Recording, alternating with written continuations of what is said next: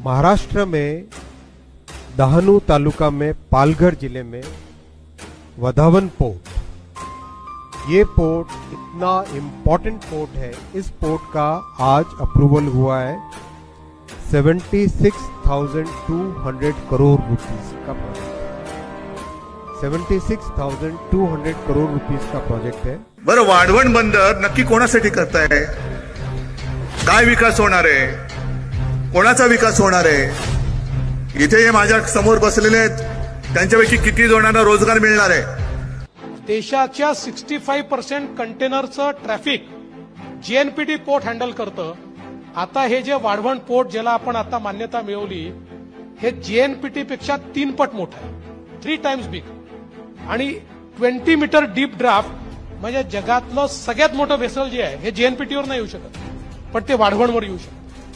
त्यामुळे आपण एक प्रकारे मॅरीटाईम शक्तीमध्ये, पोर्ट्समध्ये आपण ग्लोबल प्लेयर होणार आहोत। आणि आज आपण बघितलं असेल त्यांचाच विकास होतो ज्यांच्याकडे पोर्ट कनेक्टिव्हिटी आहे। त्यामुळे पुढच्या 30 वर्षाचा महाराष्ट्राचा जो काही वाटचाल, जी काही विकास आहे, हे वाढवण बंदरामुळे होणार आहे। त्या वाढवण बंदराला आज मान्यता मिळाली आहे आणि याची सुरुवात 2018 साली मी केली होती। आणि त्यावेळी 20 वर्षापूर्वी वाढवण बंदराचं काम बंद पडलं होतं, कारण डहाणू नॅचरल एरियातनं तो जातो। डहाणू अथॉरिटी तयार झाली होती, त्याच्यावर आपण पूर्ण सील केलं होतं। मी म्हटलं आपण डहाणू नॅचरल अथॉरिटी सोडून हे करू शकतो का? Can we do it? आणि तसा आम्ही प्रयत्न सुरू केला आणि आम्हाला डहाणू नॅचरल अथॉरिटी किंवा नॅचरल एरियाच्या बाहेरून थेट समुद्रातनं आम्हाला त्या ठिकाणी वाट सापडली आणि राईट ऑफ वे मिळाला। आणि तो मिळाल्याबरोबर आम्ही त्याचं काम सुरू केलं आणि या सगळ्या प्रकारचे अडथळे त्याचे पूर्ण झाले आहेत।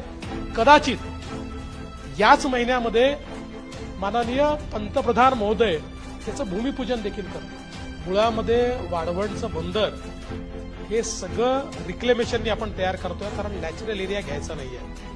तर आता मी तीच फिजिबिलिटी तपासायला सांगितलेली आहे की हे रिक्लेमेशन करताना आपण एअरपोर्ट करता देखील रिक्लेमेशन करू शकतो का?